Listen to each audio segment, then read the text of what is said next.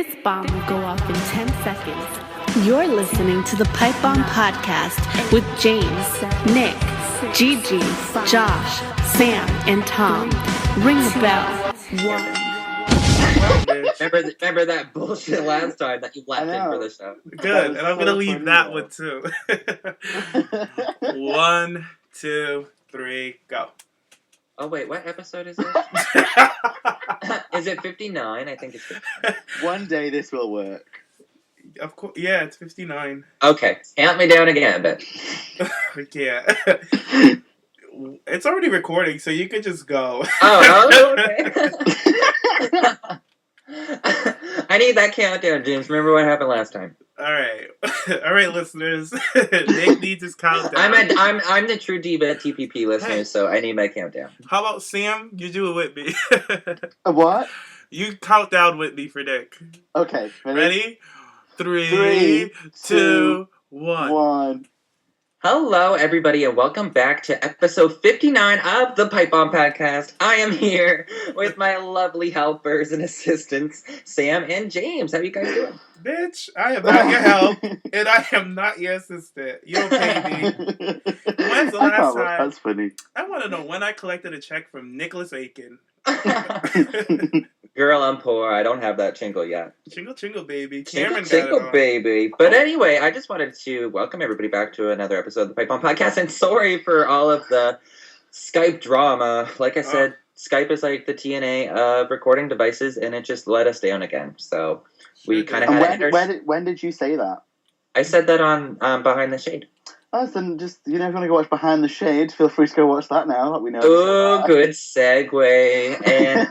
And speaking of Behind the Shade, there will be a little pop-up so you guys could just go click on that if you haven't watched it yet, because like if you really want to get to know the cast of TPP, that's the best place to go. And I was a little reserved on there, like watching it back. I'm like, oh shit, I could have like been a little bit more shadier, but it's so much fun, especially Gigi. So yeah, Gigi is the queen of shade. Queen of shade, and she's been absent from TPP and wrestling in general. But she has not been absent from that chat room. Let's be real. She's hunting after some white boys right now, so we'll let her be. And there's apparently, is it the love child of me and you, Nick? He sounds like you, but looks like me. Oh yeah. Wait, is that who she finds hot, or is that? I think that's the person that she finds hot, but she's renamed him to Jason. Oh yeah, because Kyle's not good enough. Is she like? That's peachy. Is she giving out nicknames to people? Like, what is she, Flavor Flav? No, it wasn't nickname. Just a whole rename. Yeah, just changed his name completely. She is something. She repackaged him already. The gimmick wasn't working. He wasn't. Honest to God. But yeah, guys, if you haven't seen Behind the Shade, go check that out. Gigi is hilarious. And stuff coming up in the future, our Hanaya interview. You guys, if you haven't seen that or the promo that James put together that was on the last episode, James, are you going to add it into this one, or do you want people to kind of go back and have it? Like, we have an exclusive video. You could just go through our channel and watch it itself. It is so amazing. So, well, why not? Here you go, guys. Coming soon on the Pipe Bomb Podcast. Hanaya, the Howling Huntress.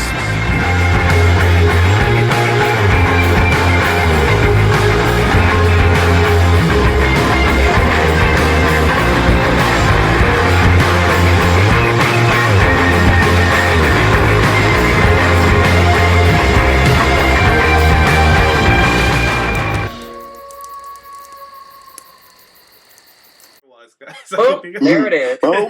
There it was. So we're really looking forward to that in Hanai, and we have so many questions for her. And, the mention that James made on the last episode, how we've had each woman we've done an interview with, they have been signed to WWE. So hopefully we'll just keep the trail going. Continues. Or we could see her in Lucha, because me and you were talking about that earlier today. Yes, I have. Well, we'll talk about Lucha after, because I have a great storyline for her. But anyways, aside from that, we have a surprise for you all, but you guys need to stay tuned to the end of the show for that. So let's get into our topic. Oh, what do you want to say? I'm sorry. Before we get into our topics, because there's one topic that we forgot to mention, I just want to talk about it quickly. Cameron's whole little Snapchat fiasco yesterday and her Instagram nonsense with the writers and the producers. Like she took a Snapchat sticking out the middle finger saying sometimes I just want to say fuck off, and then she posted a picture of a cat beating up a tiger and she's saying that's her to creatives. So clearly Cameron's having some drama with creatives, and Nick and Gigi were in the group text talking about how she's disrespectful, this, that, and the third, that she should watch out for her job. And I came into defense for Cameron saying that, Of course you did. don't do me, bitch. I was just like, she's probably at that point where she's frustrated. And you guys made a mention about, oh, what about if they fire her? I think, honestly, she's at that point. If they fire me, they fucking fire me. I don't give a fuck. I'm going to speak out. So, Cameron, if you're listening, I'm proud that you're speaking up and you're lashing out and you're mad. Yeah. And, you're human. Go ahead. Lash out. Vent. I'm here for it. So everyone's entitled to lash out every now and again. And it's just a shame, though, because, like, right now the place to be in WWE is down in NXT, and she's there, but she's not getting anything while she's there. There's too many big names down there for it to even try and compete with. Yeah. It's a shame. And she's talented on the mic, and I'm like, she's definitely a character. They need to do something with that girl. I honestly believe that she's, like, they got fucking Liv Morgan. Why couldn't they put Cameron in that match with Nia Jax this past week? But anyway. Oh my gosh, yes. We'll get into that later. Like, I do agree with you. Like, Cameron is so talented, and I've been praising her for a while now of how she needs the opportunity. But I was just saying, like, the girl needs to sell her tea kettle, because she was not on TV for how long? Like 8 months, and they just brought her back to NXT. She's been getting all these live events. Like, she's working on her craft. She's doing good. And she's getting on NXT TV, and like, oh, I got spoiled, and I've seen that she has a match at one of the tapings. So they're still using her. So it's like, girl, calm down. You know how long Natty and Naomi have been waiting? You see Natty bitching and crying, but you don't see Naomi bitching. You know what I mean? Like you need to wait your time. The time will come. The talent is there. Somebody in WWE sees that talent, and that's why you still have a contract, Rome wasn't built in a day. Exactly. And Cameron, girl, there's a lot of girls that will be coming up from NXT here soon, so just stay down there. It'll be fine. I really want to, like, I've talked about it before. Actually, once she gets, like, her wrestling ability, I wouldn't even mind her just being brought back up to the main roster with the rest of the girls, be paired with Titus O'Neil as, like, she be the manager, the mouthpiece, get her on the mic, and then be a transitional wrestler at the same time. They have great chemistry together. Great chemistry. And they're actually kind of pushing Titus O'Neil right now, but that's another story. All right, so now we can get back on track. I just had to get my Cameron in there because you guys know I love me some Cameron. I do. Mm-hmm. Sorry, I love my little ratchetness. I do. I hear ya. Girl, bye.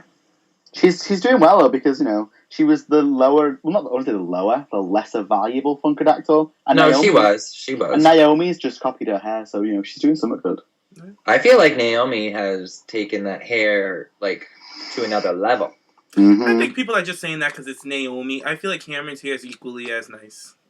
I like Cameron's hair. I like Cameron's hair too. Don't get me wrong. It's just because Cameron had bad history with her hair. Like her past hair choices, everybody was just like, "Girl." I think that's true. I think that's what it is. She finally got it together, so people still shade her and say Naomi's is better. No, they both equally have nice hair.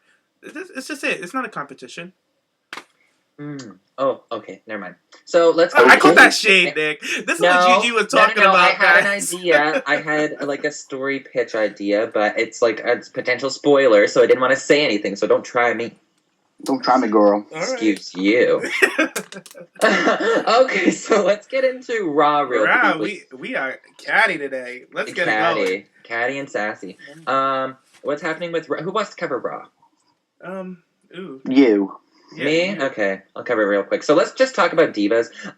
To start it off, Sasha Banks versus Becky Lynch, which was such a fun match, especially coming off of the Royal Rumble. Both these girls really made an impact at the event, so it was good to see just kind of a one-on-one. However, James's boo did not have any of that, and mid-match, looking like Sasha was going to make Becky tap, Charlotte just comes in and just beats the shit out of both of them, tossing her out of the ring. Beating Becky down, beating Sasha down, hitting the, bow down? No, not bow down the queen. Natural selection, and just standing tall. So it's really looking like this is setting up for a triple threat match at Fastlane, and I am so excited. And I'm actually really happy like that there wasn't like an actual winner with this match, because both these girls are kind of like equal, kind of playing field. Sasha a little bit higher just because she's had high profile matches, but like wrestling wise, like I was just like so entertained, and I'm really happy, and it's like such a refreshed type of feud to see these girls be in the main title picture. So that's what my thoughts. But James, what did you think of your girl kind of ruining that great match, but kind of like elevating it and making it different at the same time? You're damn right.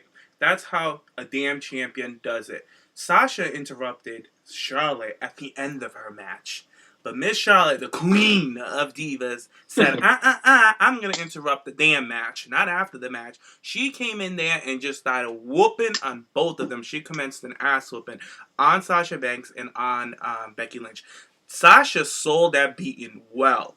I love the way that Sasha was selling it, and I loved how she sold a natural selection. It was just hit spot on, and I loved how Charlotte just stood up tall. And I also like that kick that she gave Becky right into the stomach. That was very stiff. So I was all here for it, and that's exactly how you book a top heel diva, especially after she put Becky away last night, and then to get interrupted by Sasha while she was having her moment, like, yeah, I just beat her, I beat this bitch, whatever, and then for Sasha to come out, interrupt her, and then hit a bank statement on her, when she turned her back on her, because Sasha got her from behind.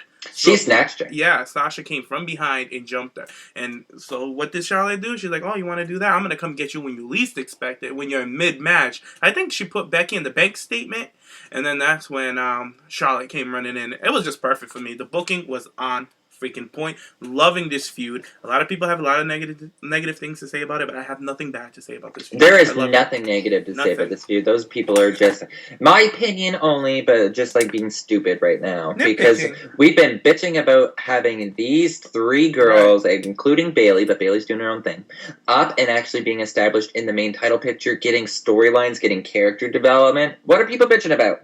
I know. There's actually story. Story. They're getting time. They're getting match time. They're getting everything. So it's like, shut up. I know. Pay-per-view spots. Like, that match was Becky Lynch versus Charlotte was built up like a legit, like, headline match. I'm saying it right now. That is easily going to be a contender for top diva match of 2016. Because really, it was so good. It was so memorable. It was was it the best match? Was it a Bayley versus Sasha? No. It was a great match. It was their own match, though. Yeah, I feel like now that Bayley and Sasha, that match has happened, everybody's going to be comparing, especially Charlotte matches, to that. And it's like, that's on its own other level, and we need to look at that as a separate thing. You know what I mean? Like, yeah. And the other thing, like, I feel like fans are too in demand. They feel like they want this now and they want it now. Like, Sasha needs to be involved. Sasha needs to be involved. The fans, I feel like, are so young and spoiled these days that they want their faves to be on the spotlight right away. If they're not, they're upset about it. Like, I know a lot of people are upset that Becky Lynch didn't win. I'm like, oh, let Becky build her character. Now, Becky losing and getting, like, screwed over time after time builds sympathy for her. Like, there is legit sympathy. After that match, I was like, damn, poor Becky, man. Becky is turning into, like, the top babyface diva, really. I'm so excited for that. I know, Sam. But, Sam, how did you feel about this whole match? I thought it was good. Like, it sounds really stupid, but I'm really annoyed that Becky wore that outfit again, because I really hate it. I know, you guys bashed her last time for it. I was like, oh no, they're going to drag you again, Becky. That's funny, because I did think of Sam when I saw her come out in her entrance. I was like, and the hair pieces? I thought of you, James. I was like, oh no. I hated it. No. At least it stayed on this time, but go on. Yeah. I liked it. I love Sasha's outfit. That's my favourite one. The match itself was really, really good until, well, not until Charlotte came down, because it still stayed really good when Charlotte came down.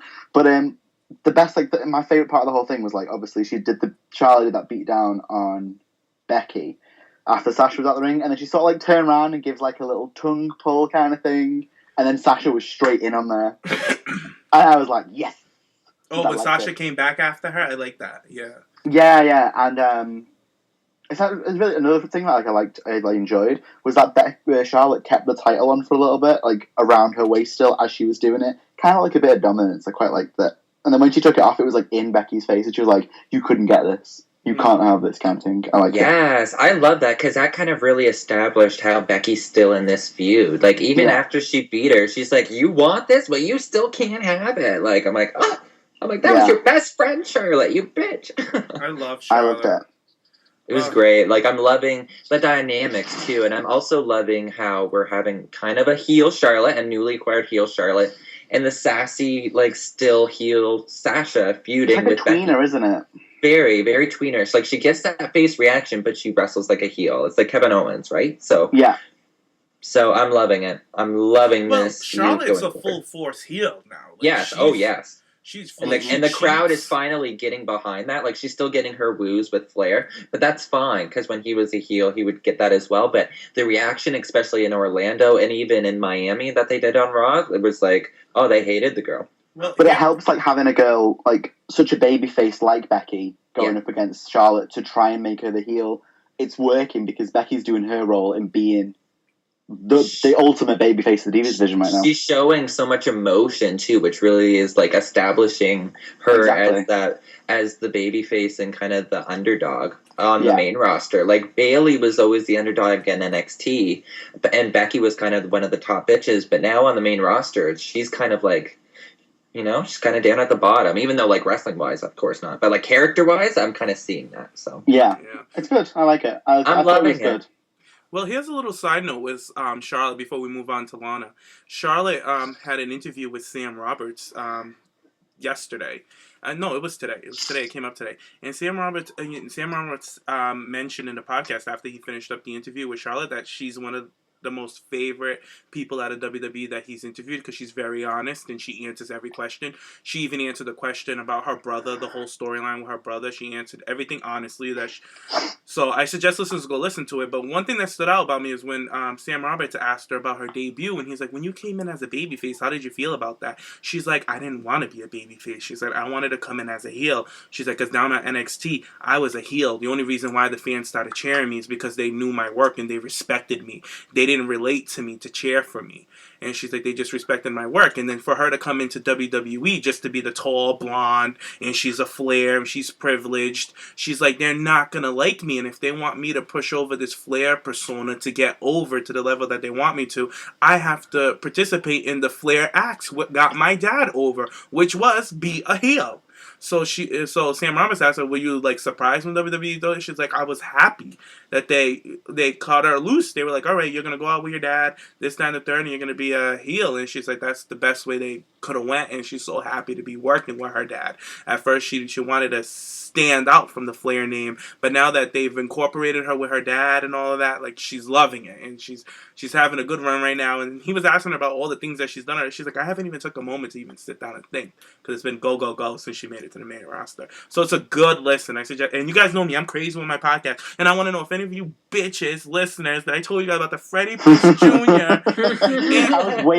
I was just waiting. I only heard one who told me that they were going to go listen to it. Other than that, I ain't hear from any other goddamn listeners. So this is going to be the last time I tell you guys to go listen to a podcast because you guys don't listen. I will listen to it tomorrow. I get off school early, so when I come home, I will sit down and listen to it. I even seen you like messaging him on Twitter. So yeah, I've seen that. So good. So good. So I'll take a listen. So quit your bitching. God. All right, let's talk about Lana. I'm excited to talk about Lana. Before we get to Lana, I just want to talk about the secondary diva match, which lasted 3 minutes. I forgot about it. Yeah. Natty and Paige versus Foxy and Bree. So this is pretty much just like a Total Diva promo match. But I mean, it's good to see kind of Natty back. I just want to get your opinions on like Natty and Paige, and then I have like a storyline idea, but I want to ask your guys' opinions first. So Sam, what do you think? I liked it. I thought Foxy looked great. Yeah. The little like backwards roll head scissors thing. Oh, Nick, mute your thing. What's that, James? Your wave. Your audio. Mute. Ah, there it goes. What? Did you hear that wave, that craziness? Yeah. That was a wave from Nick's receiver. It should be gone now. Nick, unmute. Oh, it's still there. All right, I'm unmuted now. All right, now it's better. Every time you hear that, just hit mute and then unmute. It'll go away.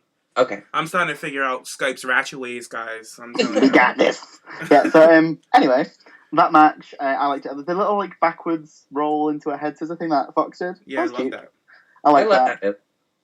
But like it sounds like the best part for me was after the match was won and like Fox sort of carried out Brie. Oh, that was cute. It was so cute. What I will say is congratulations to Alicia Fox. There's been reports that she signed a 3-year extension, which will drift her into 13 years, which will make her the longest running active diva in history. So congrats to her. And she's a black woman with only one title reign, but she got one.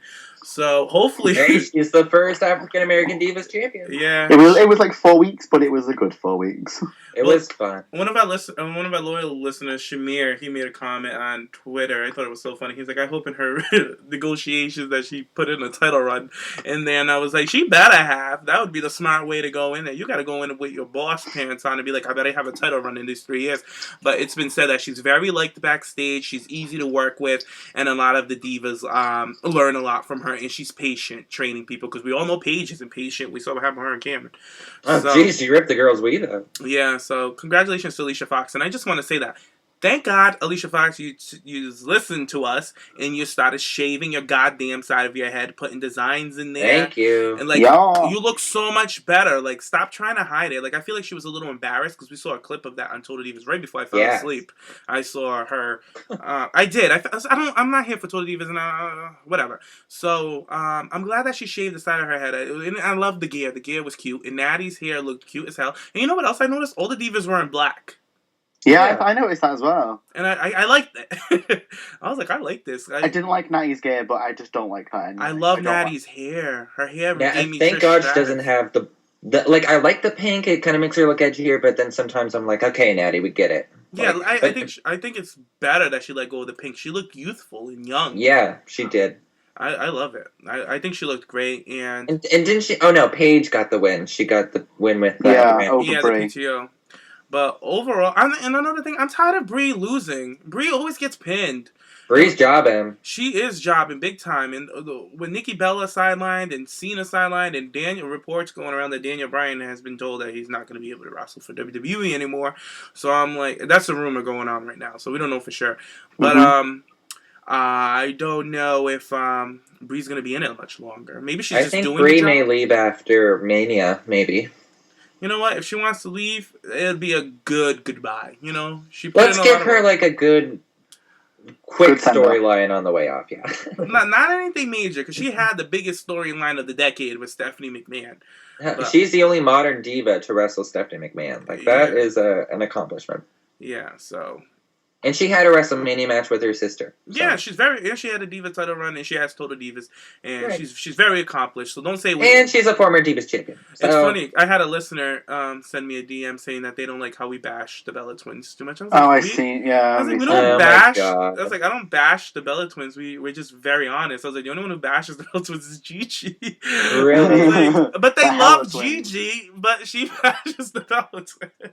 I'm like, girl, bye. I was like, I can't deal with it. I was like, that's your girl. You deal with her. I don't control Gigi. So we can't control Gigi. We can't.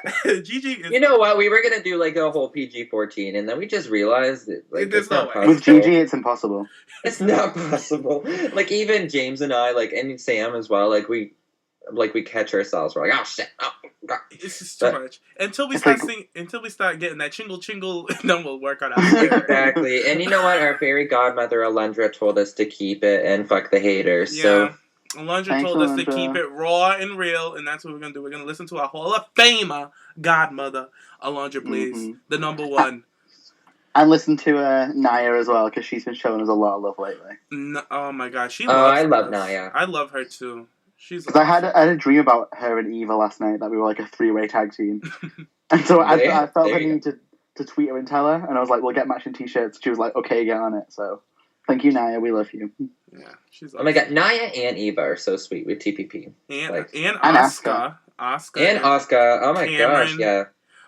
Oh my God, speaking of Dana and some love, like I was telling all the listeners before that I was going to be a little, I don't know, like gross over Twitter and like ask for birthday retweets and like happy birthdays from the divas. Whatever, I have no shame. It's my birthday and I want to feel the love. So I got a nice birthday message from Dana Brooke, which was nice. Terry Reynolds, and then Victoria DM'd me a happy birthday. So I was like, oh, I just felt special. So that was nice. Yay. You know who else felt special on Raw? Who? Lana. Lana. With The Rock. Oh my God, The Rock was on fire on Monday Night Raw. Okay, so before you start, by the way, I didn't see this. Oh! I seen it, but it was on mute until I got up to Lana. So I think... You guys, I don't even know where to begin. That was the segment of the year so far. The Rock was freaking. You guys didn't even see him with New Day? Yes, I seen. Oh yeah. No. You can't say penis on TV. He can't say penis on TV. Oh yeah, I did. Oh, he's The Rock. He can say what he likes. No, but it was so funny with the New Day. Like, the New Day was funnier than The Rock. I think New Day and Rock are like. I love how Rock. Sorry to cut you off, James, but I just love how Rock comes back and kind of like has these very comedic moments with the newer era of stars, and like New Day's perfect. He had it with Rusev and Lana before, which was awesome, and now having it with New Day, like I'm really liking how he's kind of establishing this little like side feud with New Day too. I read so I don't know how much truth there is into this, but I've seen a lot of tweets between Lana and The Rock before, and The Rock seems to be very high on Lana, so I could easily see that this is true. There was like some reports that people said that The Rock requested to work with Lana because he pitched this segment about walking in and seeing everybody. So Lana was one of the divas that he requested, because you guys know that WWE has her in the doghouse right now, so it was a bit of a surprise to see Lana. I was surprised. I was even surprised to see her walk out with Rusev at the Rumble. Yeah. I was like, oh, Lana slay. But I know she came in there 2 seconds and slayed our lives. Yeah. But the way that they had The Rock talk to her, I was like, oh, she's still in the doghouse, because they're like, oh, you want to work with her? Well, this is what you're gonna say to her. You know what I mean? So I was talking to Brandy about this too, and about that. She was saying how it felt a little misogynistic, and like WWE really kind of just bad mouthing and kind of slut shaming Lana essentially. But it's like I do see, because WWE they're so mean, you know, like when they punish people, they punish people badly and embarrass them on TV. So they gave her the Lita treatment. They did. Oh, they did. They definitely did. But, you know, look at Lita. Lita's a freaking superstar. So, Lana, she's in the Hall of Fame, yo. Yeah, Lana, you're right. And you know what? She seems to take it okay, because she was all over social media about it.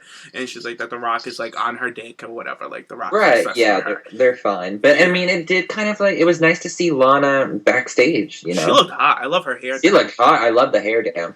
And just speaking of Lana, once she gets out of the doghouse, if they still do this whole League of Nations thing, which I hope they don't. I think it's done, guys. But if it is... Especially with having 2 of them injured. Yeah, Sheamus is injured. The leader's injured. Who's the other one? Sheamus and...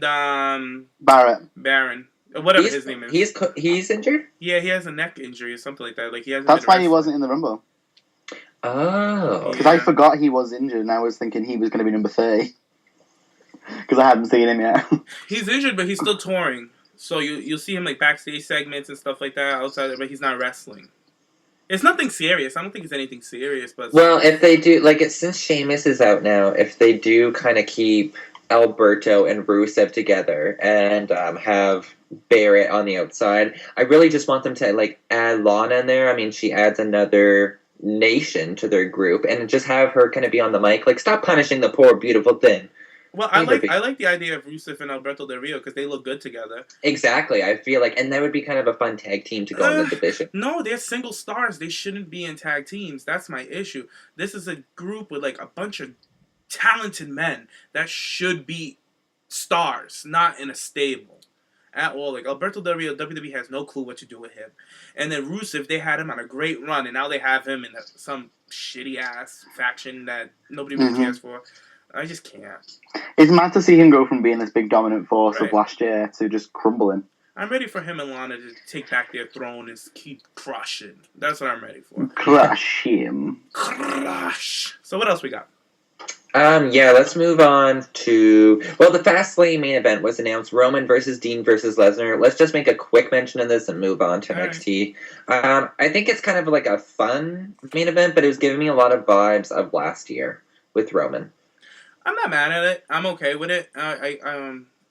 Brock Lesnar's the wild factor, so that's what I'm excited for, and I can't wait to see him throw Dean Ambrose around. But the only thing I'm like, Dean is gonna oversell, and it's just gonna irk my nerves. Like Dolph Ziggler in the opening match, overselling like a mother with Kevin Owens. But it was a good match. But that guy just oversells. It's just too much for me. You know what? I've noticed you've got kind of a hatred on for Gigi's base. Like, oh yeah. Like you always kind of had a hatred with Dean, which I understand.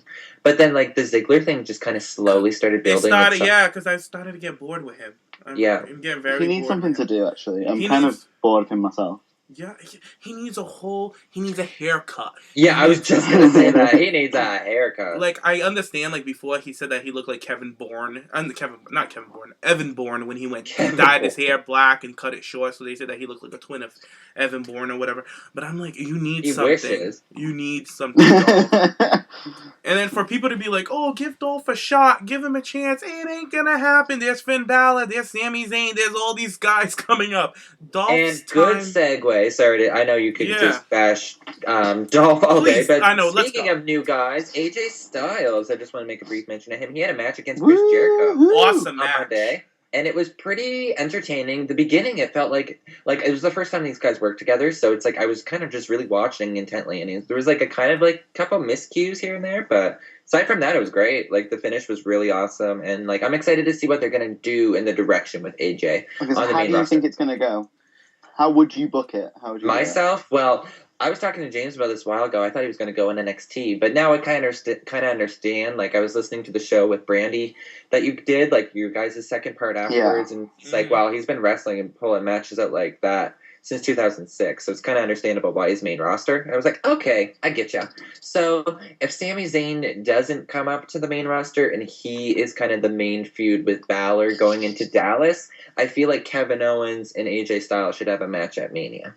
Well, it's been documented that, I think it's been announced that Sami Zayn is facing Shinsuke Nakamura. Ooh, is that who his opponent is? I didn't know, because I seen that he was going to be at Dallas, but I didn't know who his opponent will be. That's what I read, that it's Sami Zayn. But you know me, I don't read too much into the spoilers. But yeah, I've been trying to avoid a couple of... I had a couple of spoilers ruined to me today, which kind of annoyed me. NXT spoilers? No, they got ruined to me a few days ago, but I didn't mind that one. No, there was something that I mentioned in the chat, and James was like, stop. Oh, yeah, stop right there. Again, stop right there. Stop right there. I haven't seen SmackDown yet. And a lot of the Americans haven't seen SmackDown yet. I seen SmackDown yesterday. That's why I wanted to bring up something. So I'll message Sam in a separate chat afterwards and talk about what... Hold on, how about... Oh, no, I can't do that. I was going to say, let me mute myself, but I'm like, I'm recording. No, you'd be like listening in. Just leave the room. And then when would I come back? I wouldn't know when to come back. And I don't want any spoilers. I want to be, I love the thrill of being surprised. Do you want to know what the Diva match is? I don't want to know. Okay, well, you will be happy with it. I'll just say that. Good. I don't know what the Diva match is. I just know what the other thing was. The other thing, yeah. Will I be entertained? That's all I want to know. Yeah, you will, actually. Okay, I watched the match, and it was pretty fun. See, I take you guys' word for it. Apparently, you guys don't take mine, because I told you guys that Freddie Prinze Jr. is... Oh, my God. Let it go. I will never... Speaking of letting it go, I'm thinking maybe Liv Morgan should be like... No. Let's talk about it. I'm sorry. I'm just being catty. Like, okay, so let's move on to NXT. So, Liv Morgan versus Nia Jax was our Diva match this week. And I'm just saying that about Liv. Like, girl, she's a pretty girl. But, like, this gimmick is so dry and she's so green. Like, and like... Not to judge, I'm not a wrestler or anything, but like to work with kind of a monster type diva and to sell these moves and for such a small girl like her, I thought it would have been a little easier, but this girl seemed like she was struggling a lot. Yeah. And I'm like, okay. But yeah, what was your thought, Sam? Because I think you like this girl, but and I know James and I are kind of agreeing on it. I'm really curious to hear what Sam has to say about this. Yeah, so I'm going to mute myself and hear this. Okay, so I understand that she's green and she's new, but everyone started somewhere. Mm-hmm. Just think how bad the Bellas were when they started and how well they've progressed. Mm-hmm. I feel like Liv Morgan could have that transformation. The gimmick, I'll admit, isn't there for me, but I think she's all right. I think you're wrong to compare her. I think you're absolutely wrong to compare her to the Bella Twins. No, I'm not comparing to the Bella Twins. I'm just saying, just look how they started off. No, they were interesting when they started off because they had the whole switcheroo thing. That was something different I'd never seen before. So Kelly Kelly had no talent. Well, Kelly was just a stripper when she started. Liv Morgan is from Jersey. Oh my God, Sam! I love how you go directly for Kelly. Yeah, he just freaking snatched Kelly. Kelly had no talent, so there. Oh my God, poor Kelly. I think it was good. I like Liv. I think Nia after Carmella is my top NXT gal. Nia, yeah, we love Nia, but for me with Liv, I've said this before. Her gimmick is dated, and like Nick said, that she needs to get let go. I don't think she needs to be let go. I think the gimmick needs to be let go. I think that's what Nick meant. Like, the gimmick just is, it's so dated. There's no, alright, you're from Jersey. Who gives a shit? Honestly, who cares? I'm from Rhode Island. Okay, so I have a perfect idea storyline for this Liv girl. I had one too for her too. Okay. No, so let's do some fantasy booking. Okay, a chopping block first. Aaliyah and Liv Morgan. Who are we getting rid of? Oh, Aaliyah, obviously. No, I would get rid of Liv. What? Oh, really? Ooh. Aaliyah has experience. She's been around. But she's so childish, and it's like I don't feel like she's ever going to. Maybe I spoke too soon. Yeah. Do you remember her from Breaking Ground? Hello. I've seen some of her work in the indies, and I was impressed. She's bad. She's an indie girl. She's not a main star. No, she's not the best indie girl. Like, just because the girl's done indie routes doesn't mean that she's the shit. Come on, look at Velvet Sky. But but she's definitely been around. Not like that, but you know what? I would probably let them both go if it came down to it. They're just not. Liv's too soon. To me, I just don't like Liv's. I can't say who I'm gonna let go. I just don't like. So let's talk about storylines. So James, I want to hear your storyline first.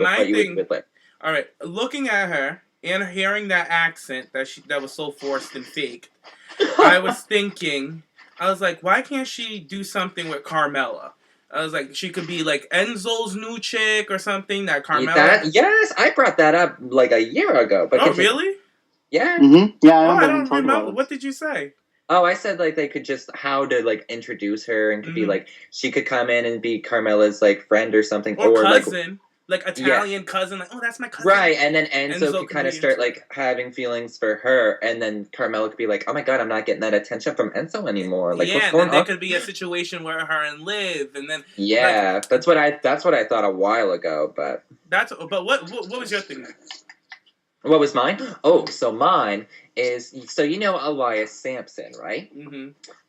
I was feeling like, you know how he's like singing, he's going in and out, and like that gimmick, I can see it going interesting, but I feel like he needs a diva, and I feel like she needs a superstar, so I feel like he could kind of like try to court her in a sense, and like serenade her, give her like nice songs and stuff like that, and eventually she could be like swooned over. One of her friends, I don't know, like if she has any, like Aaliyah or like one of the other girls down there could be like, girl, I don't know if you could trust him, and then eventually she can like help him win a match, and like she could turn heel, get rid of this Jersey gimmick thing, and maybe start like dressing a little bit more kind of edgier, kind of like him, kind of like hipstery, like, because I'm happy with her because she did listen to us, because I said this girl needs extensions, and this girl got extensions, so this girl needs a better outfit, this girl's kind of getting better outfit, so it's like she's taking these information, so hopefully that would be the direction I would put her in, though. But I will say one positive thing about her. For a girl so new, she's not that bad. Yeah, she's not that bad. She's pretty decent. Exactly. Like, we're not coming at her about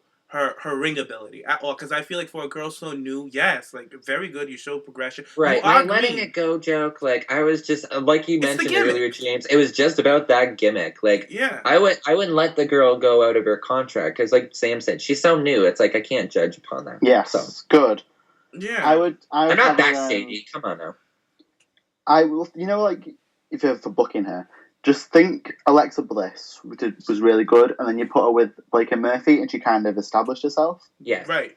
I'd put her, change her heel again, and then maybe with Dash and Dawson. I feel like that would be too much like the Blake and... But that's what I mean, and I think that's why I'd like it, because I didn't like it with Alexa. You don't like Alexa with Blake and... No, I love her now, but at the beginning I feel that's too copycat. Yeah, especially since she's a blonde and like...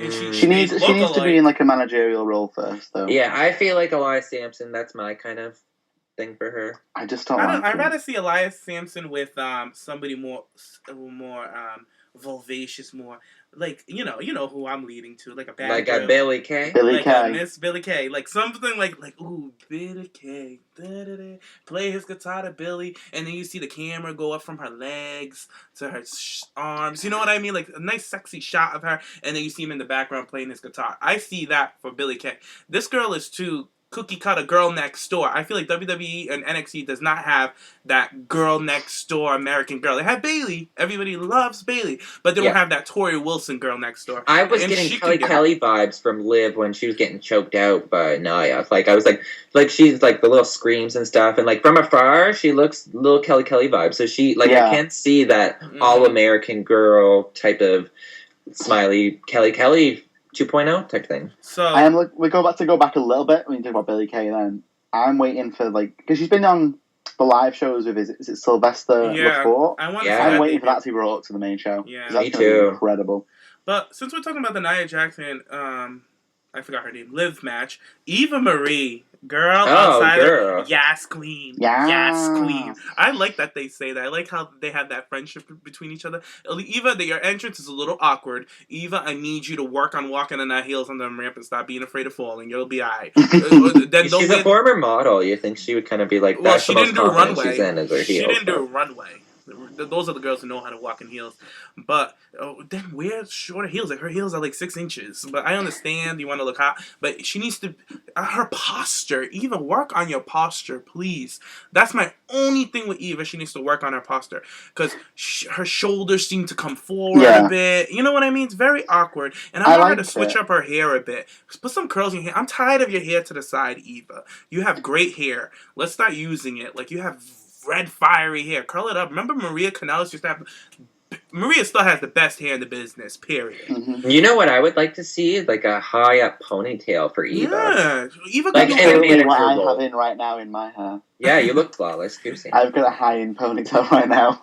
But I liked your little... my Bailey picture. Your Bailey picture the other day. That was cute. That was exclusive for the chat, though, so no one's seen that. So did you guys like Eva's outfit? I thought her outfit was sexy. I thought it was sexy. Nice. Yes. I thought it looked great. I liked Eva's outfit and stuff, but you know what kind of annoyed me a little bit about Eva this week? What? When the Rumble was on, she was off doing a photo shoot all over Snapchat. There was anything slightly promotional about it. Yeah, she's a busy... I kind of goes for her character, though. She's got thing going on, but I kind of would have liked to have seen something like... Go Rumble and this. Yeah. You know what? I like how they incorporate that into her character. Like WWE officials said that Eva Marie has to get this match and this that. WWE officials say this and that. The referees are helping Eva Marie. So I feel like her being this whole like the Kim Kardashian of WWE, like the corporate diva. Yeah, I'm here for it. So it really doesn't bother me because Eva has such a busy ass schedule because she's so high in demand because of her looks that she can't help it that she had a photo shoot the same night as Royal Rumble. She got to get that chingle baby. I'm not gonna knock her for getting her money. If she was out on Rosea Drive getting a cocktail and partying, then yeah, I'd be like, girl, what are you doing? But no, she's working. She's getting her name out there. So okay. You know me, I come with the receipts. Your wallet's so big. So yeah, other than that, I wanted to just... Any more comments about Nia, Liv? I just love Nia. She's just so nice. Yeah, Nia is the baddest bitch of NXT. Oh yeah. I gotta say. Like... She's not like most girls. No, she isn't. And you know what? Like, the whole beginning kind of, like, gimmick, I was like, Nia, girl, you need to stop your smiling. Like, it's just kind of, like, just weird. But it's like, you know what? I'm getting used to it. And it's like, she's not like most girls. She's, like, this big dominant force, but she's not the typical big dominant force. Like, do you have her on Snapchat? No, I don't. The only diva I have on funny. Snapchat is Lana, I think. She's the only girl I have. I don't have any divas. She used to. Not anymore, though. Oh, because... Nia posts like all the time, and she was out with Hugo Knox this week, and they bought a new car. Like he bought a new car. It was really nice. I need a list of all these diva Snapchats. So listeners, if you have the diva Snapchats, like a bunch of them, put a list in the comments. I would love. Oh yes, please. I want some too, please. Yeah. I have Nia, Eva, and Nikki. Does Nikki Snapchat a lot? I'm sure she does. Yeah, she does quite a lot. All right. Not as much as Eva. Summer has one. the listener, I know we have some listeners out there, because the listeners always come through. So I'm going to ask them, please send us a list. Please. Right. But yeah, let's move on to American Alpha. Just like they're really hot, so I wanted to talk about them. And we also have Dana Brooks and Emma. Oh yeah, sorry, the Dana Brooke Emma backstage interview by I don't know who that guy is. I wish hire one of us. We'd be so much better. Something. Adam. Yeah, Dana doesn't even know. I think she called him Adam. That's the only reason I know that it's Alex, because she called him the wrong one. Yeah. And she pets I'm him. gonna find his name right now. Dana's just great on the mic. interview was funny, so we're gonna have Emma versus Asuka again next week, I believe. No. Carmella. Emma versus Carmella. Sorry. I think that's going to be a good match. It'll be fun to see Carmella and Emma, because I don't believe I've ever seen a match between the two of them. I think they had when Carmella first kind of debuted, when Emma was real jobber territory, but now that she's developed and progressed a lot, and now that Emma's heel, I feel like this will be a lot of fun, especially with Dana on ringside. So. Oh my God, Alex Dana. Reyes. Oh, I love Dana as a manager. You guys she slays. She's just so good as a manager. I don't care what anybody says. That girl is good. Is that just because she's injured, though? Yeah? Yeah. But they haven't really cited that as an injury. It's know what I think it is? I think she ruptured an implant. No. Oh. No, it was something with her muscles. Something like she has some muscle spasm, and it's just she said it on Breaking Bad. She just. I was going to say, is it the same one from Breaking Ground? Yeah, I have a muscle injury as well. I pulled a muscle in my chest. So till this day, I still get spasms, and it'll go through my body, my calf will spaz, my shoulder. Yeah, I did it at the gym, because I'm not gonna recommend it. I went to the gym, smoked a blunt, and I zoned out, and I was doing all kinds of crazy weights, and I pulled a muscle. Jamesy. I know, it was so bad. I went to the emergency room because I was having chest pains, obviously. And then they were telling me, oh, your heart's fine, that's fine. They're like, did you do any? I was like, I was at the gym. And they were like, oh, I was like, yeah, I feel like I pulled something at the gym. And they were like, yep, your muscle. And there's nothing you can do but just wait it out and take some muscle relaxers or ibuprofen. And that's exactly what Dana Brooks is doing right now. Okay. So, I think, because I think that's what her injury is. But who knows? It could be something completely different. Well, speedy recovery to I know. Yes, but I'm loving her on commentary, though. Or not commentary. Well, actually, her commentary on the outside. Because here's the thing, if anything ever happens to her, where she can't wrestle, because I really don't believe that this injury is, jeopardizing her from getting back into the ring. I just think she's taking some time off. But if anything ever happens to her, she has a career in being a manager. Because the girl is good. She will something. Sorry to cut you off, James, but I'm just thinking, you know how we were really complaining about, Dana and Emma, this pairing is so whack. We don't want them together. Emma needs Dana. But now that Dana's injured, it's really good to have Emma there because it gives Dana this opportunity to be a manager. You know? Right. That's true. They're so I rubbing just each want to other's make back. a quick mention of that. That's all it is. You scratch my back, I scratch your back. Yeah. Yeah, so Dana put Emma on, period. I don't care what anybody says. She put her on. She made her relevant again. And Emma, because Emma cannot, but Emma's been so much better on the mic. But she's getting a lot better on the mic. She's getting better. I think she's getting, tips from Dana. I think so. I think she's starting to feel out Dana and be more playful and stuff like that. And I kind of like her, she comes out looking like she's from Chips. She looks like a cop with those aviators. But I love the sunglasses, and I love the gloves. I still think she looks so stupid with those sunglasses on. There's no purpose it's just the for gloves that I hate, but I know that you love the gloves. See, here's a character I've always I like the gloves, to be honest. There's a character of Emma I always thought of. I don't know if I've ever I voiced it. I would like you... I want her to be someone rogue, very rogue, off the streets, oh, perfect. You guys, we've all watched Transformers, right? Mm-hmm. You guys know Megan Fox in the movie, just a hot chick that fixes cars. I feel like Emma would be hot in a look like that because I feel like she looks very good in tights. She has a nice flat stomach, so it would be nice to see her come out with a gray greasy top where she pulls it off. Kind of like a tomboy. She could be like the mechanic girl. Yeah, she could be that hot tomboy. Why don't they just give her Nia Jax's theme song? I'm not like most girls. Nick is a shade ball. I don't know. I just want her. I just like a hot tomboy because she gives me tomboy vibes. So I would just see her in a role. I think that would go nowhere fast, though. To be honest, just the look, because you're talking about how you don't like her look, and it doesn't make sense because she has the wrestling down. Oh, I like her look. I like her gear. I just don't like her glasses. Oh, you don't like the glasses? No. There's no purpose for it. Kind of like Alexa Bliss's arm. Glove, I know. And it's like, girl, just use them. Smack somebody with them. I know. Like in the corner, like in the tag team match when they used her to use her feet. Why isn't she using the gloves to punch the guy or choke him? Like, let's use the gloves, Miss Bliss.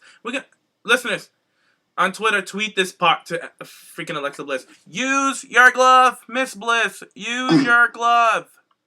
Give it some. It'll make you so much more impactful. It gives you a prop. You know how much an influence a prop has for a manager? Look at Xavier Woods for an example right now. Francesca. And Francesca has a name. It has 2 versions, people. Did you guys listen to Corey Graves on the commentary team? He said, she's not a manager, she's a part of the team. I like that. I like that. And I love how he always puts over the girls. He's so good. He is so good on there. He plays at the heel when it's on like pay-per-view pre-shows, but when he's on NXT, he just like puts over the girls so well. He's not so forced. He's everyone's team. And it doesn't seem so forced. It comes out very organic. Maybe it is organic because it's NXT and they don't have people breathing down their throats. But I think he's the best person we pulled out of the river. What a U-turn. I'm so proud of us all. I know. Good for you. Now let's talk about those hottie beefcakes. Yes, American Alpha. How do we feel about that name? I think it's kind of like frat boyish. I don't like it. At first I liked it, but when I heard it announced... I know, I was like, ooh! And I'm like, oh. When I heard it on NXT, I was thinking, you know when they go overseas, and then they get American Yeah, that's what I was thinking. Yeah, that's why I was like, it's not going to work. I was like, imagine them being in Canada, or like in the UK. American Alpha, that's not going to work. They're going to be booed. But it's like their wrestling ability may kind of help them with that. I don't know. No, Nick. Think about it. You're going to go to the UK. Like, say when they went to that UK event, whatever, and say they're going off against, I don't know, 2 UK heel NXT guys that NXT brings in. They're going to cheer the UK guys. They're going to boo them because they're the American Alpha. They need to come up with a different name. They need to scratch that name ASAP. I love how Dash and Dawson were even making fun of them too, like on last week's NXT about the name.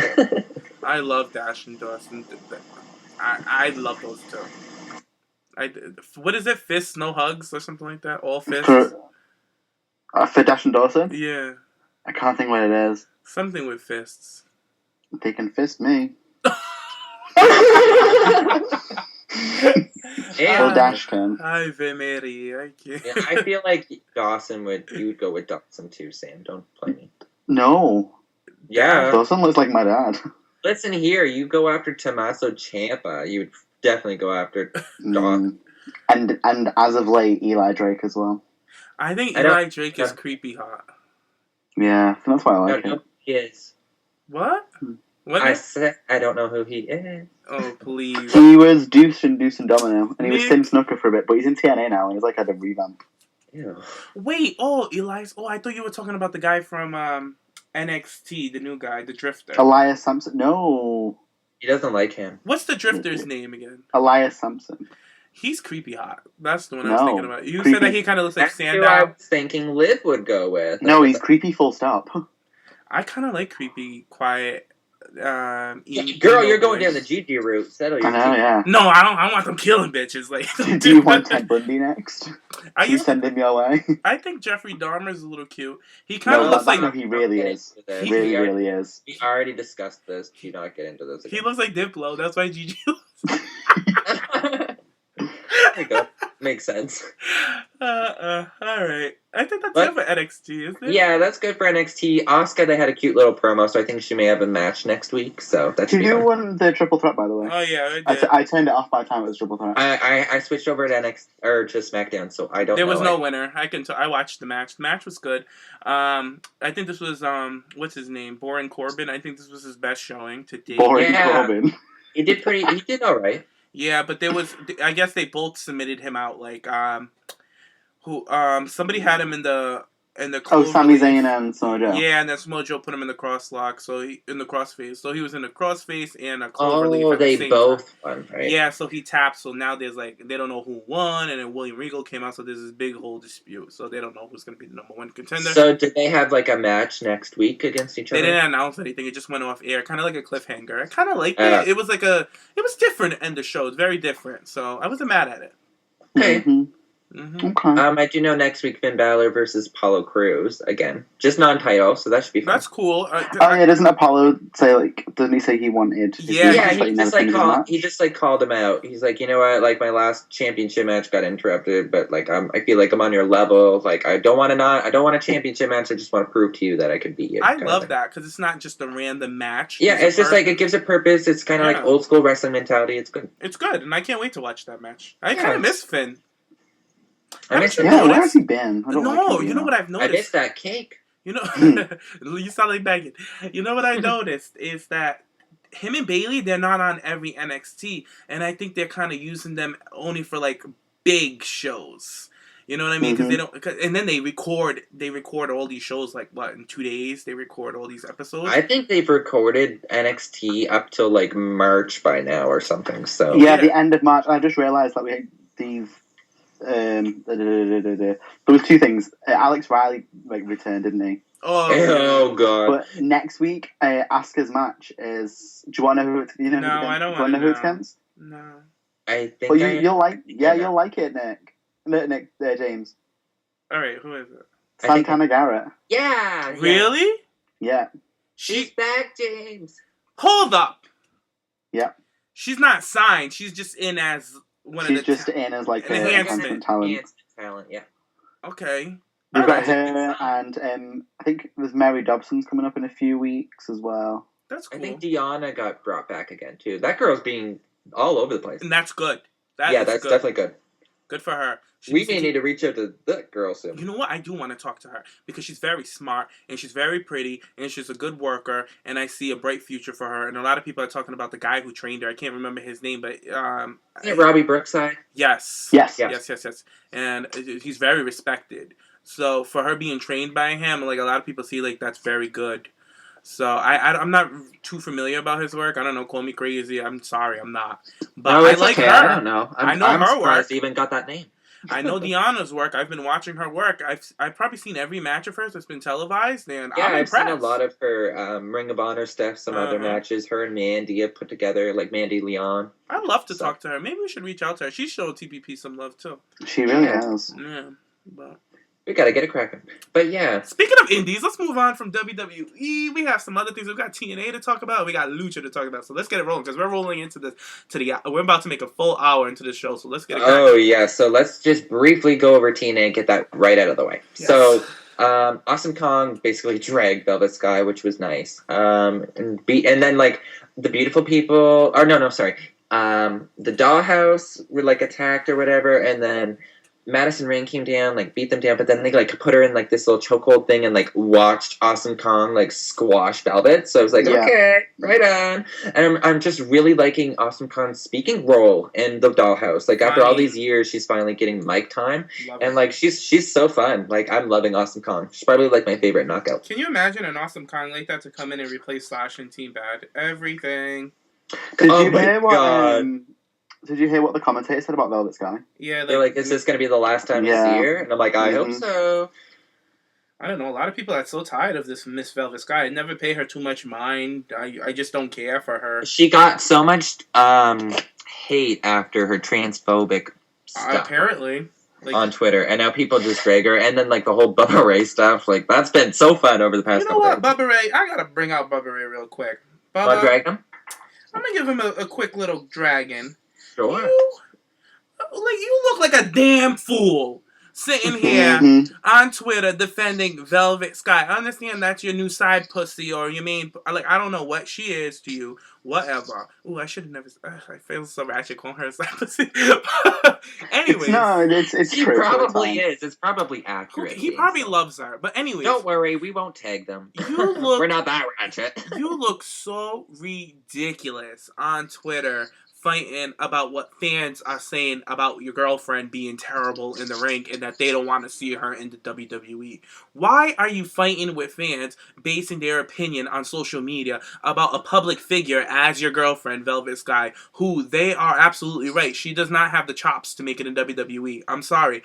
WWE is never going to pick her up. She's too washed up. She's had a run. And if WWE was going to pick her up, they would pick her up with Angelina when beautiful people were popping. But clearly WWE was like, whatever, we'll make our own. And boop, there goes Lay Cool. So, stop. I will say right now, I feel was a better representation. I like Cool way more in Beautiful People. Original Beautiful People. I like the Beautiful People. I'm not gonna lie. I like Beautiful People. I like them, but Velvet didn't have the wrestling. Angelina did. Right, Angelina made the Beautiful People. Both Layla and Michelle combined with Cool, and they evened each other out. I feel like Velvet was always kind of fucking behind and the dead weight of the Beautiful People, really. Well, speaking of Bubba Ray and Velvet Sky, we have some new inductees for the TPP River. Nick, yes, let's talk about the TPP River. We haven't had an inductee in there for a while. Corey Graves got himself out. I think Zara got herself out too, didn't she? No, Zara's still in there. I thought we made a... The Bellas got out. Oh, the Bellas got out, right. That's right. I feel like Zara may have an opportunity. So who have we got currently waiting in a life jacket? Well, Sunny's the Titanic there. She ain't coming out ever. Sunny is down the river into the ocean. And then we got the Loch Ness Monster, a.k.a. What's his name? I forgot his name. Bill. And then we got Hulk Hogan in there, floating away. Is Darren Young in there? Of course. Yeah. He's staying in there for a good time because he's just so annoying. He's always pulling the gay card, and I'm over it. Oh, over it. And Zara, she's in there, which her racist comments, but she's been redeeming herself, so. We all have to agree, and I feel like she should be out, but nobody does, whatever. I think she should be out. I think she should be out by now, too, so. You bitches! I worked so hard to put her in there. You mentioned in the chat you wanted to pull her out. You guys want her out? Yes. Alright, then she's out. Because she's been killing it on the indie scene. And congratulations. I wouldn't even mind getting an interview with that girl. So. Thank you. That is my chick. I love her. She's everything to me. And you know what? If we get an interview with her, I'll probably sit and talk about music with her for the whole hour. I feel like you should probably just do the interview. Don't let Gigi come close to that girl. Oh my god. Oh. She probably wouldn't even do it because of Gigi. No. She'd be like, with that ratchet girl, that black girl? No. You tried it. I'm just kidding. I love Zara. I do. Oh my god. So, speaking of the river, we have decided that we're going to do another straw poll. Since the last straw poll, Sarah Lee was the last inductee, and she's still in there.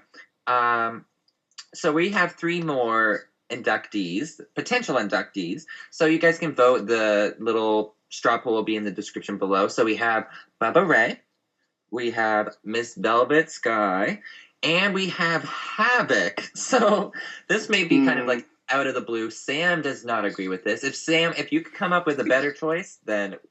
No, it's not that I don't agree. It's just that he didn't know. All this drama that's gone on, I didn't know. Oh, he didn't know. Oh, yeah, she... Because we were talking about, indie girls that we would have liked to try and find, and I mentioned her, and then you two were, getting the pitchforks ready. I was finding my me down the road. All right, let's let the listeners know. We were, jotting down a list of all the women in the wrestling business that we would like to sit down and actually have a conversation with. So Sam brought up Havoc, and me and Nick were like, ah! I was like, well, I can't do that interview. I was like, me and her will not get along because clearly she doesn't like black people and she doesn't like gay people, and I just so happen to be both. So I was like, it ain't gonna happen. And Nick's like, yeah, this, that, and Sam's like, what? What is going on? I'm quite interested to... I'll probably pull her up on it, though, now that I know. It'd be quite interesting to talk about. So, let's see what happens there. So, Havoc, Bubba Ray, and Vel, Holla Holla. So, you guys decide who's going into the river. The choice is yours. I'm going to cast my vote now, by the way, just to let you know that I'm voting Bubba, because he was so mean to Jack. He was really mean to... And Casey, too. Yeah, and Casey. Jack and Casey. I think they did a good job dragging him. They dragged him really well, but he was mean to them. Hey, let him be mean. About smacking around, and I was like, sure, you can't say that. Listen, those two are tough. You know what I mean? They are no fragile bitches. They are as shady as it comes. And you know what? I was thoroughly entertained with their comments. I liked all of their tweets on our official account. I was like, yeah.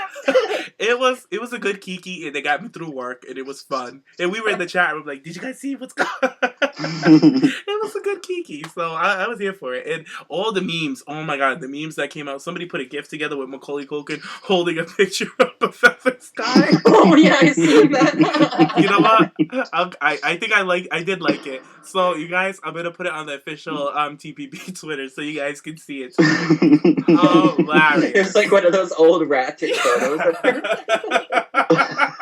before all the surgery. It was the best. Oh my god! Before her 3 lipo surgeries, her nose job, her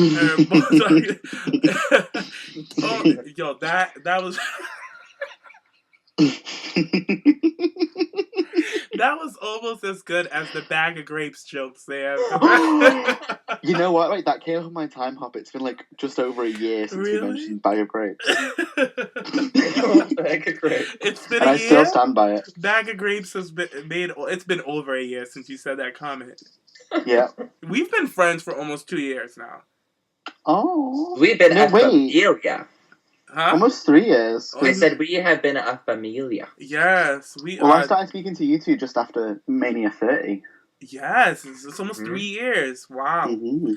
And they said we wouldn't last. Look at us. Look at us. Look we at got us a new now. design. We got new digs.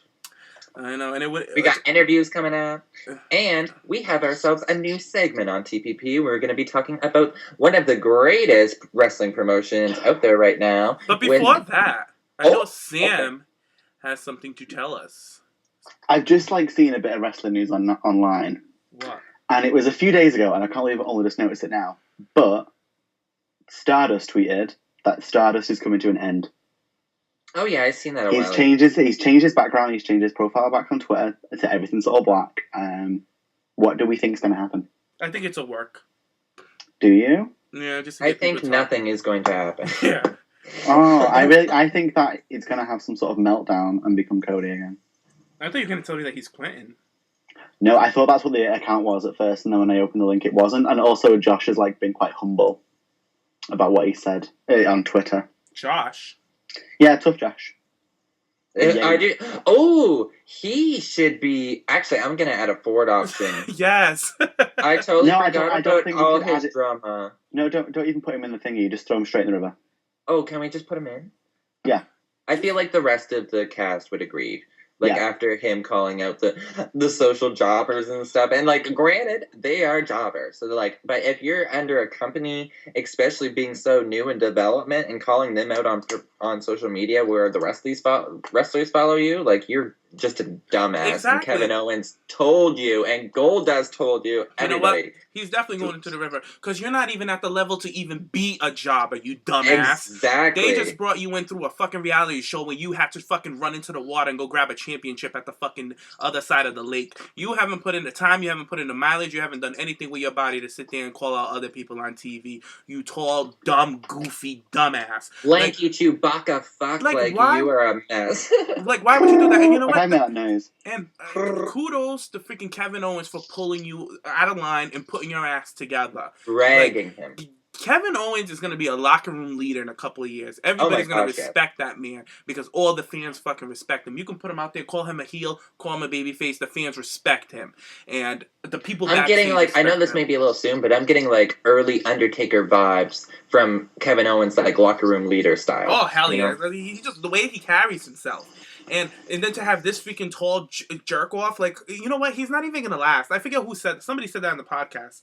I think it was Jericho or somebody. He said that none of these guys ever last. Jericho was he won't last. He won't make it. He won't make it. I don't think he's going to make it. They're going to rib him so hard that he's going to quit because he seems weak to me. He seems a bit weak-minded. So, I think he'll just make he'll finish his year, in his contract that he won, and that's it. He'll never make it to the main roster. No. Or even to NXT. No. What about Sarah Lee? I think she might.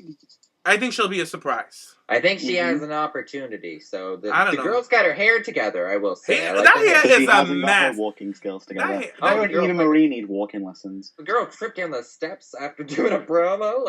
Yeah, because the weave was too heavy. It was not coordinated right. It looked like a fucking mullet.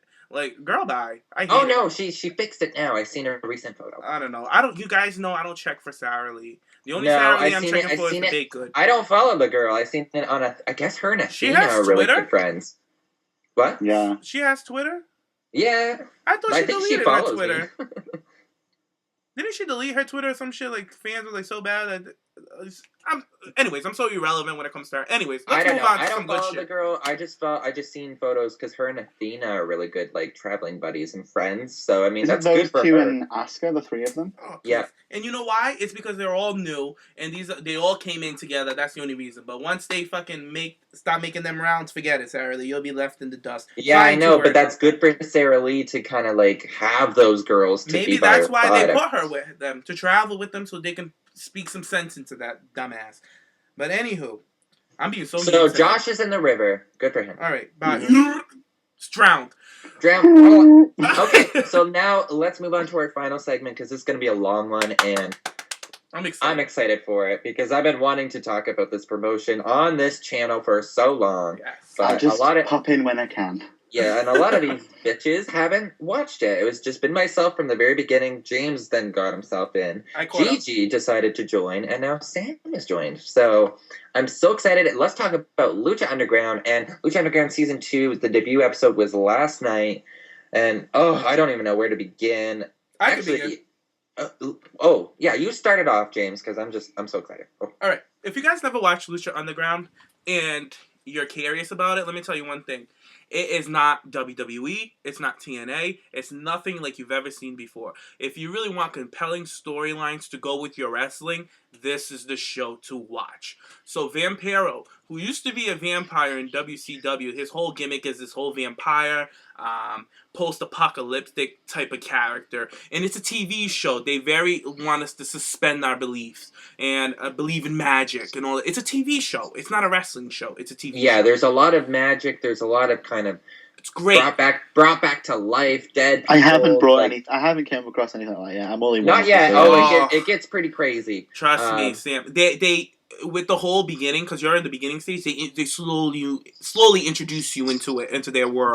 They're just introducing the characters to Sam, which is awesome right now because it really establishes the characters from the beginning, and then once you know them and know the names, everything really makes sense. Like, each character has their own story through the season, which I like. And it's like, there's not any jobbers or like there's a couple ones that here and there that just kind of elevate or not as focused as much, but you can remember each talent distinctly, which I love. It's a fight club. It's an underground fight club. Yeah. And they bring in these guys. Like, say if there's a jobber in there, they'll tell you why they're there. Oh, he's taking an opportunity in the temple to try to make a name for themselves in the temple. This, that, and the third. But we started off with Season 2 with Vampiro because he ended off Season 1 crazy with this whole program that he had going on with Pentagon Jr. But anyways, he was sitting down talking to some psychologist or whatever, and then they're asking him all these questions if he feels crazy, if he feels unaware, and all this craziness, and then he's just sitting there, and then all of a sudden he's just getting visions of just beating the hell out of all of them. So they have a cool opening scene with him attacking all of these people, and then at the end of the scene he goes and bites the guy in the neck and sucks his blood. I was like, what? I was like, yes. I was like, this. I was like, what an opening. I was like, I loved it. It really set the vibe for the show. And then it goes into the next scene. And it wasn't even over. It wasn't even over. And then it goes into the next scene. You have Mr. Hottie Matt Stryker, who is like one of my favorite commentators behind JR. He's one of my favorites. Yes, me too. And he's standing there. He goes to pick up his boy to bring him back to work after all that craziness that happened with him and Pentagon Jr. He brings him back to work, and then we get right into Lucha Underground. They bring us back to the set. I don't know, just so many good things happen. But Nick, I'm gonna let you take over. Things. I'll kind of jump in on that as well. So he's like, do we still have our jobs there? He's like, yeah, I've been contacted, but it's a lot darker now. And they gave him the pills. That was the other thing. He was having all these visions, biting the guy, and then afterwards he's like, yeah, I'm fine. And he's like, okay, you take these. It's a high antipsychotic. You take 2 of these a day. And he's like, okay. He's like, do you have someone to pick you up? And then Matt picked him up. So anyway, they get to the temple. I think it shows Catrina being the jefe and being kind of the head bitch of the temple now. And she's looking so devious, so hot. I'm just like, oh girl. And they bring Phoenix in, who is the champion. What was it again? What's the title called again, James? Do you know? I think it's called the Gift of the Gods. The Gift of the Gods, yeah. Yeah. Which has a great concept. There's a pellet on the title has all these medallions. So he had to beat I think it was 7 people. Yeah, had to beat 7 challengers. Yeah, that was at Ultimate Lucha, which was their big pay-per-view to end off season 1. Which, Sam, when you get to that, it's gonna be good. And it's a great number. They call it the gift from the gods. And 7 is the spiritual number. There's 7 suns, 7 moons. Yeah, 7 and it's devils. Aztec warrior and a lot of Aztec culture brought into it. So there was Phoenix put in a lot of work for that title. And Catrina put him in an opening match defending that title. And she's walking around now because her man, Muertes, who I love at the opening scene, he's sitting down. Oh towering. My God. He is scary looking. Her looking out the window, looking at him. I was like, ah! This show is, we can go all day. On and on. We don't want to spoil it for the listeners because you guys need to go and watch it. But go online, find it. If you guys don't get the El Rey Network, go on YouTube. Go on what is it? The Wrestling.tv, something like that, and they have all the full episodes of it. Sam, how are you watching Lucha Underground? I torrented season 1. Well, that's fine. Find a way to watch it, guys. I know that in the summertime they were positioning to get this on Netflix, which I freaking totally agree. I would definitely love that on Netflix. But you guys got to find it. It's so good. But let's get into this shit. Let's get into the opening match. So it was Phoenix versus King Cuerno, which is he is sexy. I've always had a thing for King Cuerno before he started. He's got a sick gimmick, and I wanted to bring this up on the show. I definitely feel like if Hanaya somehow, she's obviously going to be picked up by one of these companies, but I feel like if she does go the direction of Lucha, this is the perfect person for her to be paired with because their gimmicks are similar but different at the same time. So I feel like they would really help each other and elevate each other. But this match was just incredible. So. James, what do you think of this? And Sam, have you seen King Cuerno at all yet or no? I don't think I have. I think I've only seen Chavo and is it Blue Demon? Oh, Blue Demon Jr., yeah. I didn't like him. I like Chavo. No, he's like an old school Mexican luchador. So Did you see I see Son of Havoc against Sexy Star. And Mundo against Puma. All right. Oh, okay. So they're there's... Oh, and then is it Rick or Big Rick? Big Rick. Yeah, he came out afterwards and did it. Who used to be Ezekiel Jackson from WWE. Yes, he did. Oh, yes, you got a thing for him. Mm-hmm. But yeah, so we won't spoil the match for the listeners because that is out now, so you guys can go check it out. But that was a great opening match, James. What do you think of that? What I will say about the match, but I won't spoil anything because I really want the listeners to watch this show. Yes, it's an hour long, guys. Them. It's an hour long, and if you like NXT, you like something different. I'm telling you, watch the show. But the finisher was. Oh my God! I have a GIF of that finisher. I was like, is that even legal to do? Yeah, I want to see it. You'll have to tweet it. I'll put it right in the chat right now. I couldn't believe it. I was like, that is not a safe move. I'm sorry, it is not safe. That would never be cleared in WWE. Oh my God, no! It was like the pile driver from hell. There's no way in hell. But other than that, great match. And then I also what was it? The backstage segment after that with Catrina, wasn't it? Yes. With her and Ivelisse. It was Ivelisse. Oh wow, that move looks incredible. I know, eh? Oh, you sent a GIF? Yeah, I sent it in the group. Oh, let me see. The next segment. The arena looks different. The next segment was with Ivelisse, right? Yes, it was. They came up to Lucha Underground. So yeah, they showed up. They showed up. Yeah, they were like, this place is still open. So, because before, when season 1 ended, they closed down because, what was his name? Cuernos ran off because... He had a bolt. Some crazy shit happened. So him and Angela Fogg, who used to be a WWE diva, who was also who goes by Black Lotus in Lucha. She used to be I always Savannah. call her Black Widow, but it's Black Lotus. She used to be Savannah on ECW. She used to be the announcer. Yeah. So she's there. She's like this total hot ninja bitch who just kicks ass. Oh, she's amazing. She's awesome backstory with her. Sam, you're gonna love that bitch. She's such a tormented character. She's been kidnapped. She's been abused by men. It's all this craziness, and now she's coming back to get she's coming back for somebody. Oh God! I can't wait to. Oh. Yeah, I just can't wait to sink. Her storyline from the entire season 1 was my favorite storyline to follow. I remember you talking about it all the time, saying how good it was. Yeah. So. Did she have something with Chavo? Yeah, she did. I think that's when I no issue with talking about it a lot with something to do with that. Did she fight him she beat the shit out of him backstage, yeah. Yeah, that's when I seen it. But then he beat the shit out of her. But yeah, it just gets so cool. So I won't spoil nothing for you and the listeners who definitely want to catch up with Lucha, because I highly recommend it, because we'll be covering that now on TPP. So if you guys don't want to be spoiled, you guys got to catch up. So, and if you want to know what they're talking about, like I do, you need to watch it as well. Let's talk about the second matchup. It was a 3-way who was set up with it. All right, there's a team. And Ivelisse is in the team, Son of Havoc is in the team, and Angelico is in the team. And I know, Angelico. Listeners, you guys know Angelico. He's the one who you guys seen so many gifts of. He flies off the top of the building into the ring. Like, he does all these crazy acrobatic shit. He's so fun to watch in the ring. Well, they became a team. They came kind of like a motor band. Like, they ride bikes together. They all hated each other in the beginning. They hated each other. And then they grew to love each other.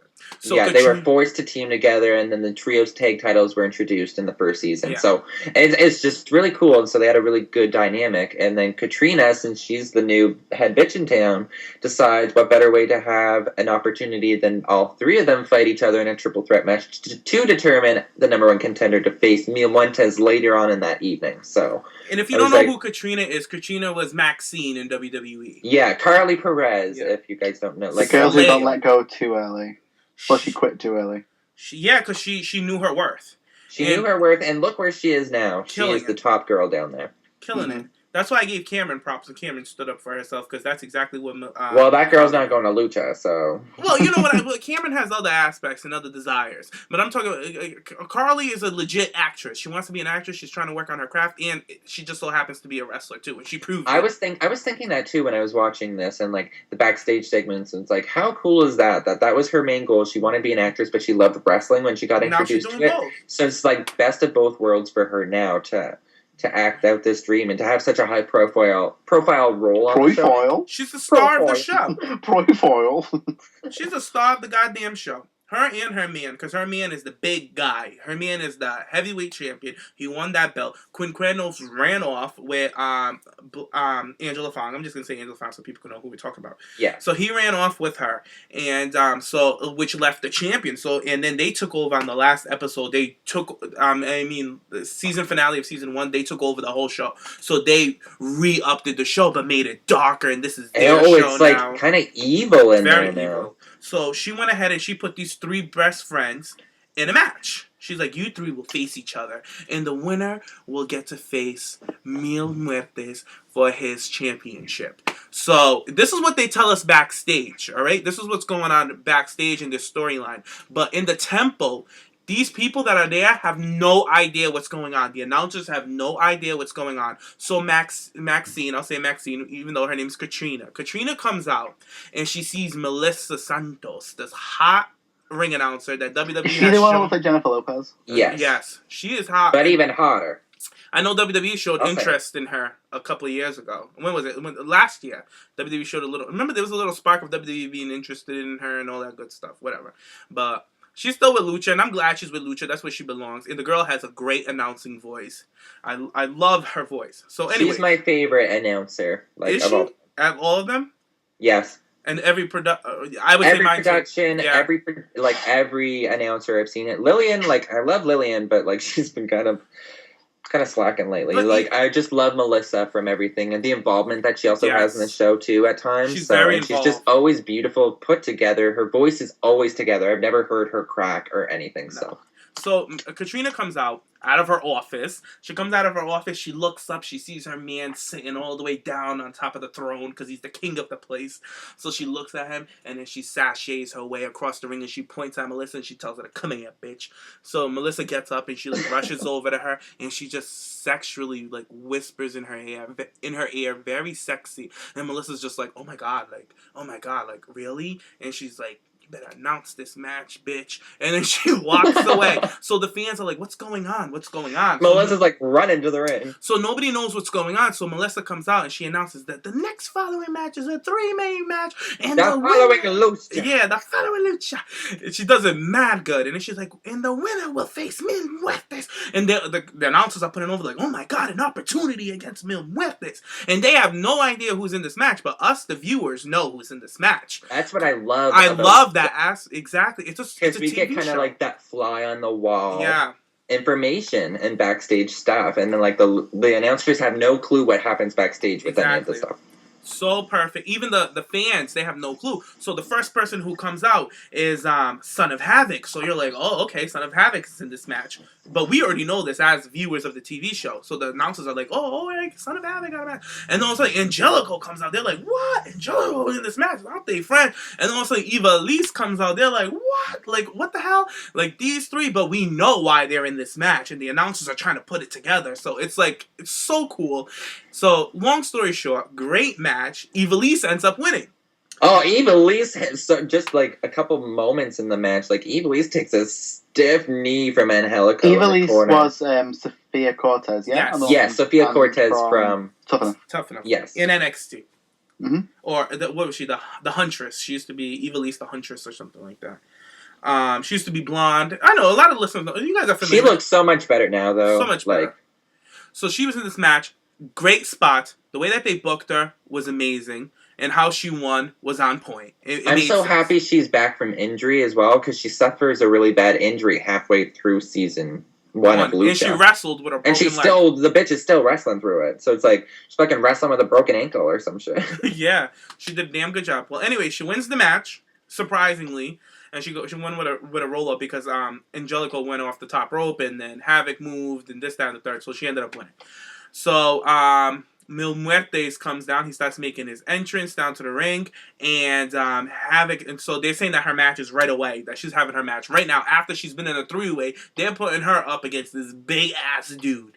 So he's coming down, making his entrance, and then Catrina comes out like the bad bitch that she is, and then Angelico and them, and then she calls what's their name? The Disciples of Death. Yeah, some crazy shit like that. They come out really cool. They just slide into the ring. They surround them, and they just beat up Eva Elise and her boys, and then they carry them off. They carried all the guys off, which leaving Eva Elise alone against Muertes. So they had a great match. It was so visual. But Nick, I'll let you get into it. Talk about the match a bit. Oh yeah, I'm sending some gifs into the chat. I know, I'm seeing these are so good. Yeah, so these are parts of the match. So the match itself. Why is like that man dressed like Sinestro from the Green Lantern? Oh yeah, that's Angelico. So it's like he's from Johannesburg, South Africa. And he's a motorist. He rides a motorbike. That's his gimmick. So.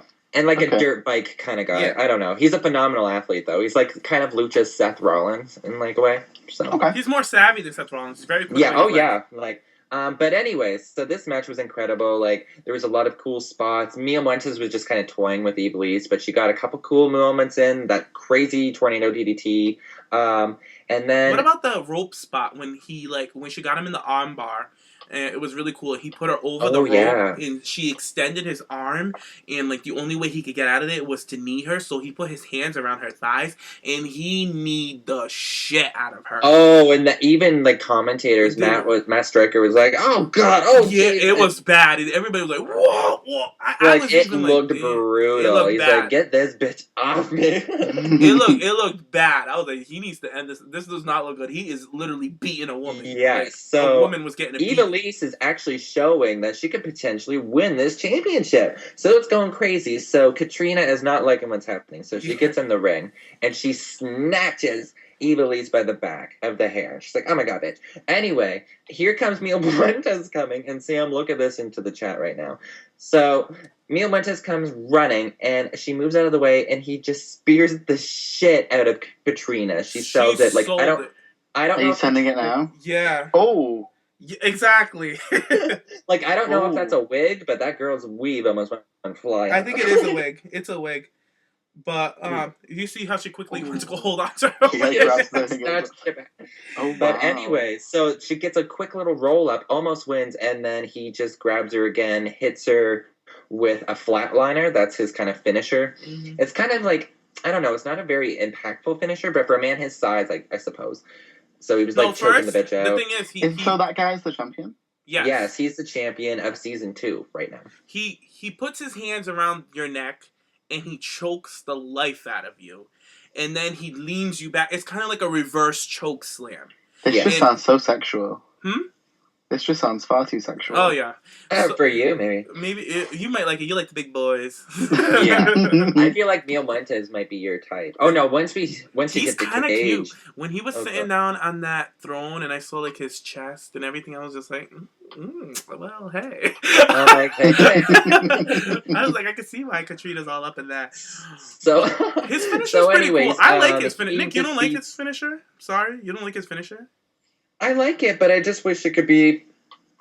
I don't know. It's like, there's different. so many crazy-ass finishers in Lucha, so I guess it's kind of appropriate for, like, a nice kind of classic finish. I don't think it's a flat line. I think it's like a reverse choke. Well, they call it a flatliner, so... I guess. But it doesn't look like one to me. Maybe if you pick them up in, like you said, a reverse choke slam, if you had them up in the air... And then bring them down with him, that would be cool, yeah. So anyways, so he beats her... Catrina's coming in. She's like, shit. I'm still alive. So her little role play that she does in Lucha, she comes in. She's the lick of death. So during or before matches, she'll go up. The lick of death. Okay. When she licks you, Mil Muertes will get the matches, she will like appear out of nowhere and like be all kind of like mysterious and like. I don't know, like kind of like witchcrafty and like pop out of nowhere and like grab them and like lick their face or like lick them and be like, "You are warned, Mil Muertes." She's a spirit. Yeah, she's a spirit. That's her gimmick. Her gimmick is that she's a spirit. There's this whole Mexican thing. It's called the Catrina. And I just found that out today. You didn't know? It's like the Sugar Skulls.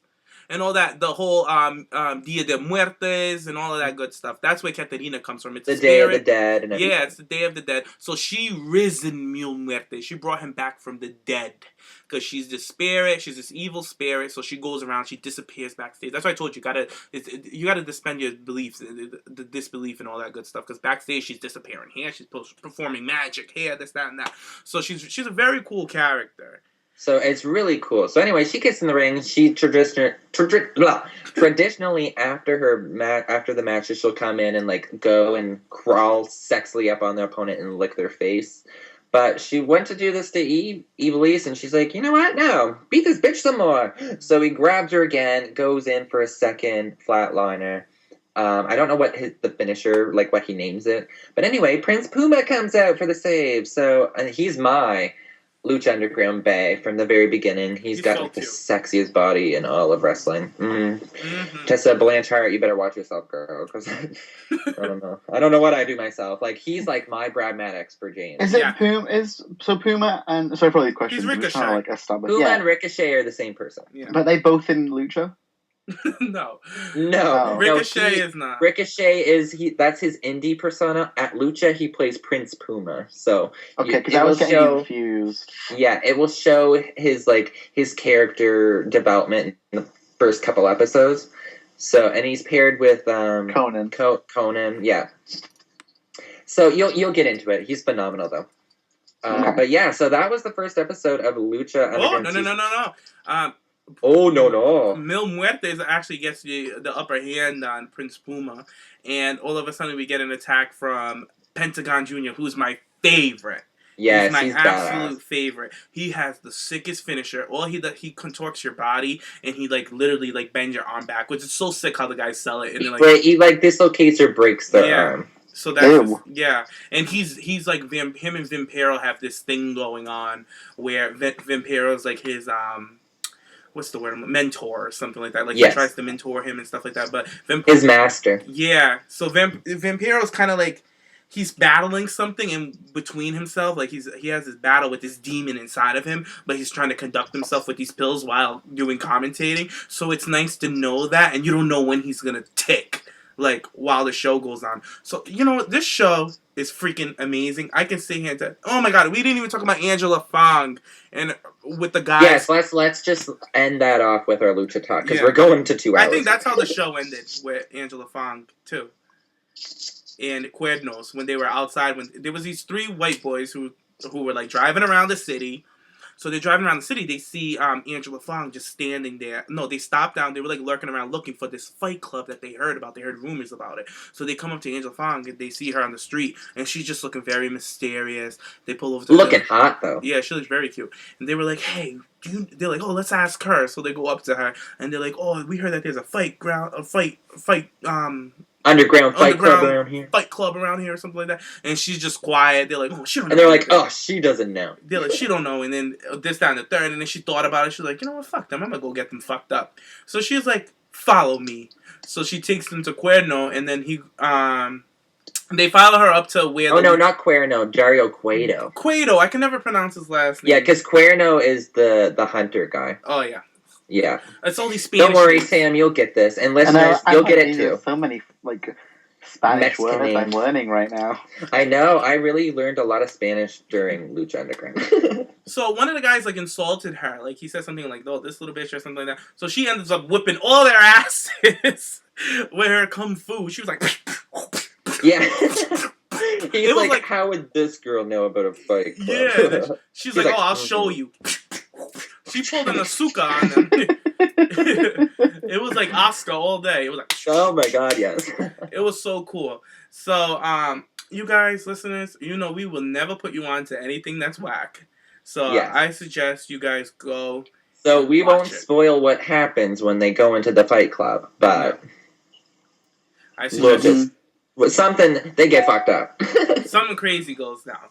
Yeah. But we didn't spoil it too much. I didn't want to put too much out there. We just gave you guys like the meat and potato. But the side dressing and the sides, oh, so good. You guys really, really should get into this show. So good. And a couple more mentions. Rey Mysterio will be in this season of Lucha Underground. So that will be coming up here soon. Drago, which is another one of my favorites. He's kind of like a dragon type. Oh, I thought he was one from Game of Thrones. Oh no, well he kind of is. He actually is kind of like a dragon. So he's got like this gross like black sludge stuff that he spits out. He's got like the green mist. No, he looks like a legit dragon. Oh yeah, and he'll in his promos and stuff he'll like fly away and stuff. Yeah, he flies. Yeah, he's a legit dragon. Oh yeah, it's awesome. He's got some amazing matches. I think he's got like a series of matches with Aerostar in season 1, which are like fucking amazing. So you guys will have to check that out. And Sexy Star and Marty, like that is another storyline I'm really excited for. Since like he kidnaps her at the end, and like he's like, "Oh, wait till you meet my sister." So I'm excited to see who his sister's gonna be. I know that Taya has been signed, and cheerleader Melissa as well. So one of the two should be the sister. Yes. It'll be, if I remember reading right online, that Taya is the manager of Mundo. Yeah, I read that online when I was trying to find out. That's what I've been seeing. They've been making. I think that she's the one who. I think cheerleader Melissa's the sister, and I think that Taya is Melina's replacement.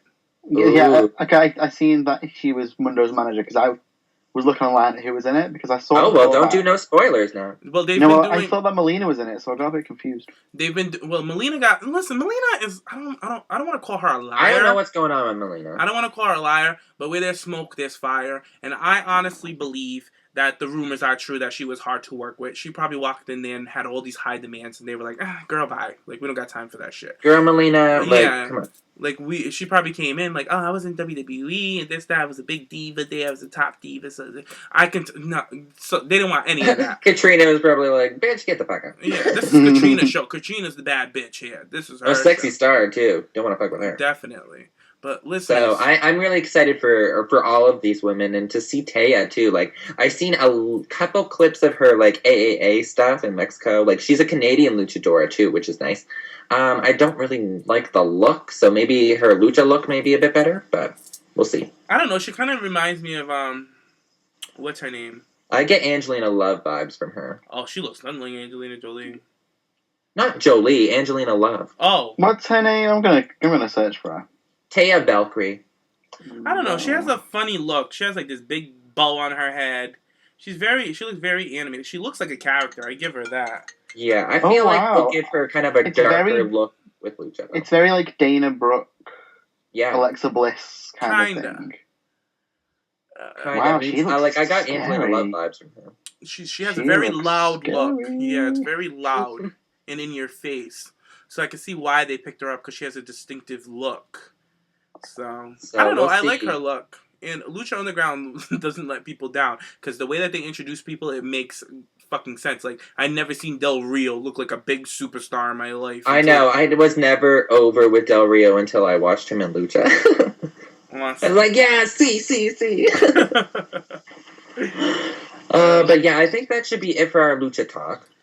Is that all our topics for today? Or do we have? That is all our topics, and we have our surprise that I wanted to end the show off with. Yeah. You know what? Before we do that, any last mentions about Lucha or any last mentions about wrestling? This is what I do before we end the shows because I hate when we finish recording our shows, and then I see like some crazy news. So I just like to check the dirt sheets quickly before we move off.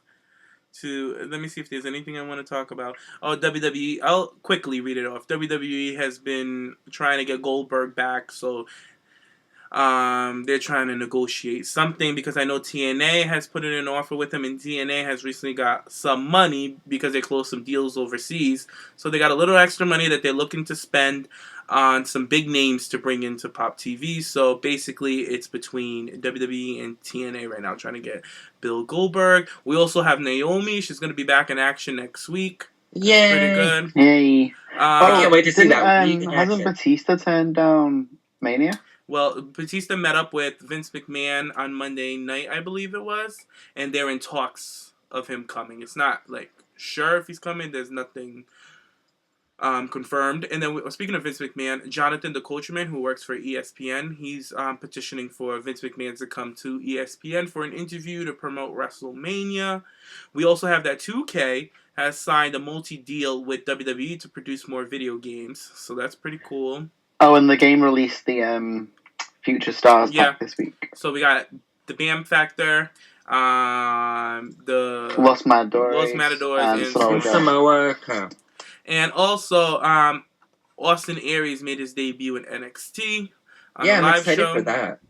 So they already have shirts for him. I was like, that's crazy. What? Yeah. Can you believe that? I was like, WWE ain't playing no games. You know what? All these debuts in NXT, when is Athena going to be debuting in NXT? Okay. I read that AJ Styles won some sort of battle to keep his name. There was a battle. That was quite cool. Because he's been wrestling for so long. Well, yeah, he's already established, and I heard that Triple H was a big advocate for him to keep his name because it would make more money. AJ Styles on a card, duh. It's a no-brainer. And Stephanie was acknowledged for something. She was called a Wonder Woman of 2015 with some magazine. It's a big accomplishment for her. Oh, good for you, Godmother Steffi. I think Stepmother Steffi. I think that's all I have, I believe. Oh, and Eva Marie caught some heat. Because she was on the Fast Lane.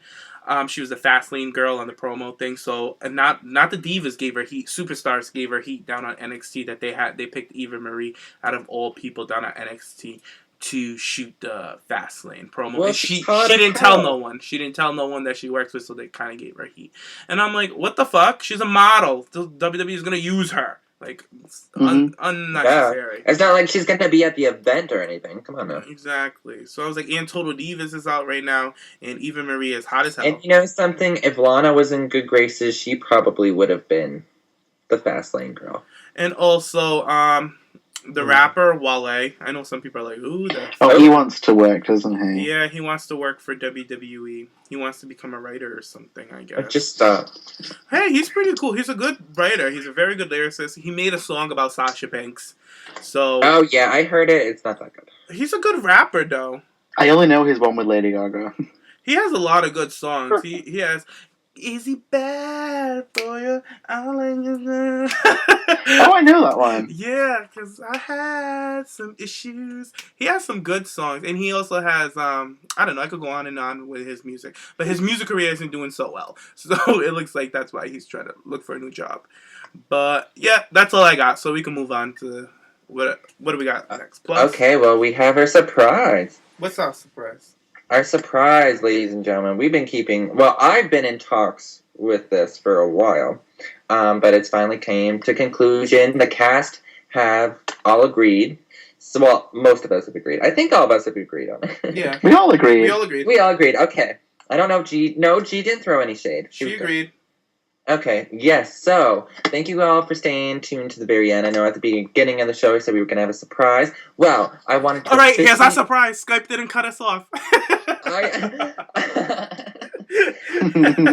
official surprise is we are officially adding a new member to TPP, and that is Miss Brandy. Brandy at Miss Wrestling Blog. So I'm so excited for her. So I'm going to ask her if she can send a quick little voice message and thank all you guys and let you know a little bit quickly about her right now. So here you go.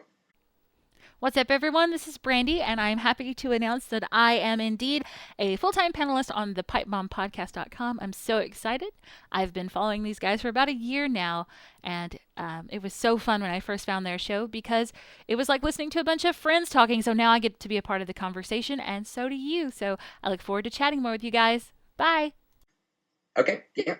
Awesome. So yeah, I'm so happy to have Brandy join TPP. Honestly, I've been talking to her for months. She's been a big supporter of TPP, and like I'm just so friendly over social media. And like she's got her own blog. Like she's has a collaboration with another podcast going on, like over on iTunes. So with Total Divas. So I feel like one of us will drop on in there every once in a while. So I feel like she's just gonna be such a fun member, and she knows her shit. So I'm so excited to add another diva to TPP. So yeah, Sammy, what did you think? Because I know you worked with Brandy for the first time last week. For the first time I worked with her this week, and I loved her. She was amazing. Like as soon as it finished, I messaged the little chat room and I was like, please can we have her permanently, please? I love her. She's amazing. She's a little sweet pea. And James, what do you think of Brandy joining TPP? I'm so happy that we got Brandy to join us. She's fun. She's full of ideas. I love her ideas. She does her own little bookings and stuff like that on her blog as well. So creative. And that's another thing. Like me, I'm always looking at TPP. I want us to evolve. Like now we got our Twitter going on. We're a little late on that, but better late than never. So now it's going to be fun to have somebody who actually blogs, because I know blogs are pretty big in the whole wrestling world. People like to read transcripts and stuff like that. Maybe if we had her then, we would have posted our Gigi interview. Yeah, a little late now, though. Yeah, now we're like, Let's whatever. not. But yeah, I'm excited to bring in Brandy. It's gonna be, it's fresh, it's different. It's a new year. We have a new, I don't know. We're just trying to build a whole empire over here, and I feel like Brandy's really gonna help out with that. So I feel like she's definitely gonna help us elevate our brand over here at TPP. And we like, y'all know I love a good brand. Yeah, exactly. And you know what? Like, we don't let anybody just sit with us, you know? So it's like, she has really kind of showed us that she'd be like an awesome member, and like she'd be a really good friend too. Like, I'm already good friends with her over social media, so I feel like she'd just fit right in with the crew, and she could be shady at times as well. Like, she's not, like, nobody can ever be close to Gigi shadiness, but like, it would be nice to have another creative member with the group too, and with timing as well. It would be nice to have another member so we could get more shows out for you guys. So exactly. It's win-win-win. So I want everybody to follow her over on Twitter at Miss WrestleBlog and welcome her to the Pipe Bomb Podcast. She's going to be an awesome member. But yeah, that's our big news. Other than that, I had any more plugs? I don't think so. No. Oh, just to go over to Twitter, speaking of Twitter, and tweet Gigi a happy birthday. It's her birthday today. So. Oh, yeah. Mm-hmm. I cannot believe that it's going at 8 o'clock. Pardon? Did we start late? Oh, yeah, we started a little later. That's why. I was like, we did, yeah. 2 hours, though, pretty much. Well, we got 15 minutes before we go. I know, it's like 1 a.m. for me. I'm so sleepy. Oh, God, Sammy, we got to get you to bed, girl. But yeah, I just wanted to thank everybody for staying tuned to the whole podcast, and I hope everybody enjoyed our Lucha talk, everything going on there. There will be timestamps down in the description. I probably should have mentioned that earlier, but yeah, other than that, where can people follow the brand, Sam, on social media? You can follow the brand on Twitter and what else? Oh, I got Instagram as well. Twitter and Instagram at sampele_. If you want to follow my Snapchat, it's just sampele. Yeah, sometimes it's fun. One of James's friends followed me because apparently I'm fun. So yeah, he always talks about you. He's like, "Your friend Sam is hilarious." I'm like, "It's the accent. They'll blow up his head." Well, I do find your "What Will Float in the Tub." you know what? That was supposed to come back tonight, but I fell asleep. I was just gonna ask you, what's the next nonsense you're gonna put? I'm gonna say, does your Xbox float? Will you do that? Never. I'm gonna do Oh my cheese. god.